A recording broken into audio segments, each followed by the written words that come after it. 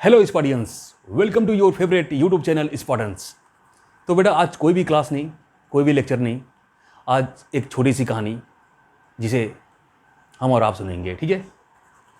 कहानी क्या है? कहानी ये है कि इसमें इस कहानी के लास्ट में आपको पता चलेगा कि एक स्टूडेंट की जो लाइफ होती है ना, एक स्टूडेंट की जो ज़िंदगी होती है उसकी कीमत क्या होती है। ठीक है ना। जो आपकी लाइफ है, आपकी लाइफ की वैल्यू क्या है। तो चलिए शुरू करते हैं इसको। एक बहुत पुराने समय की बात है। एक स्टूडेंट था, ठीक है, एक विद्यार्थी।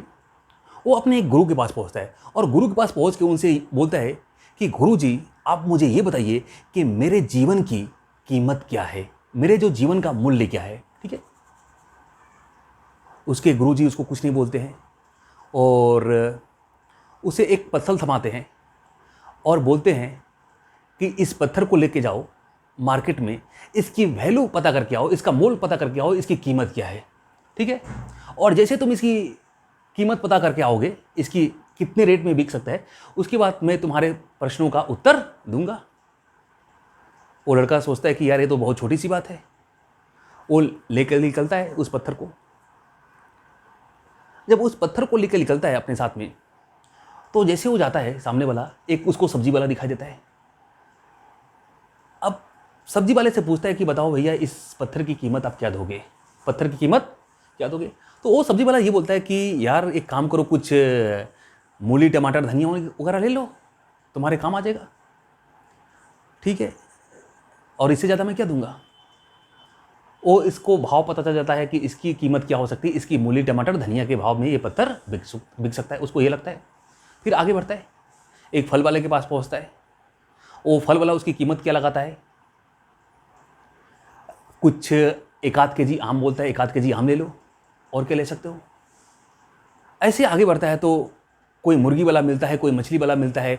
जैसे जैसे वो आगे बढ़ते जाता है, वो पत्थर की कीमत धीरे धीरे क्या होती है, बढ़ते चली जाती है। उसको ये पता नहीं चल पाता है कि यार इस पत्थर में आखिर है क्या, कि इसकी कीमत जैसे जैसे मैं आगे जा रहा हूँ, जैसे जैसे मैं बड़े बड़े लोगों से पूछ रहा हूँ, वैसे वैसे इसकी कीमत क्या हो रही है, बढ़ रही है। ऐसे ही करते करते कई महीने गुजर जाते हैं। उसकी कीमत पत्थर की धीरे धीरे बढ़ते बढ़ते लाखों रुपए में पहुंच जाती है। उसको समझ में नहीं आता कि आखिर इसकी एक्चुअल वैल्यू है क्या। तभी क्या होता है कि उसका एक दोस्त आता है उसके पास और उसको बोलता है कि यार कब तक तुम ऐसे इस पत्थर की कीमत को पता करते रहोगे, तुम एक काम करो ना, जो इस दुनिया का सबसे जो रईस आदमी है, जो सबसे अमीर आदमी है, उसके पास आप जाओ और उसे ये पत्थर दो, उसे ये पत्थर दो और उससे पूछो कि इसकी कीमत वो क्या लगाएगा। उसे उसकी बातें सही लगती हैं, अपने दोस्त की बातें वो सही लगती हैं। और वो कई दिनों के जर्नी के बाद जो दुनिया के जो सबसे रईस इंसान था उसके पास पहुंचता है और उसको वो पत्थर देता है। जैसे उसको वो पत्थर देता है, वो रईस इंसान जैसे उस पत्थर को लेता है, उस पत्थर को देख के उसकी आंखों में आंसू आ जाते हैं। उसके आंसू रुक नहीं हो रहे होते हैं। और फिर ये जो स्टूडेंट था उससे पूछता है कि इसकी कीमत क्या है, आप बताइए इसकी कीमत क्या है और आप ऐसा रो क्यों रहे हैं। तो जो दुनिया का जो सबसे अमीर आदमी था ना, वो उसको बोलता है, उस स्टूडेंट को बोलता है, उस विद्यार्थी को बोलता है, अरे बेवकूफ, इस पत्थर की तू कीमत क्या पूछ रहा है, ये पत्थर अनमोल है। तू ये बता कि इसके बदले तुझे क्या चाहिए। अगर जितनी मेरी दौलत है ना, जितनी मेरी पूरी की पूरी दौलत है, अगर तू सारी की सारी भी ले लेगा ना, तभी भी इस पत्थर के कीमत के आगे उसकी कीमत कुछ नहीं है। और मेरी बात छोड़ दो, यहां के जो राजा है ना, इस देश के जो राजा हैं, वो अगर अपनी पूरी दौलत दे देना, तभी भी इस पत्थर के आगे उसकी कीमत कुछ नहीं है। लड़की को बड़ा आश्चर्य होता है, बोलता है कि अरे ऐसा क्या है इस पत्थर में। तो वो जो अमीर आदमी होता है उसको समझाता है, उसको बोलता है, देख अभी क्या है कि 1 साल पहले हमारे इस देश में एक महामारी आई थी और उस महामारी में लाखों लोग मारे गए। ऐसी बीमारी थी जिसका कहीं इलाज कुछ भी नहीं हो पा रहा था, कोई इलाज उसका नहीं कर पा रहा था। और उसमें मैं अपने परिवार के लोगों को भी मैं खो दिया, मेरी पूरी की पूरी फैमिली खत्म हो गई। लेकिन अगर उस समय मेरे पास ये पत्थर होता तो तुम्हें पता नहीं है इस पत्थर की कितना ये वैल्यूएबल है।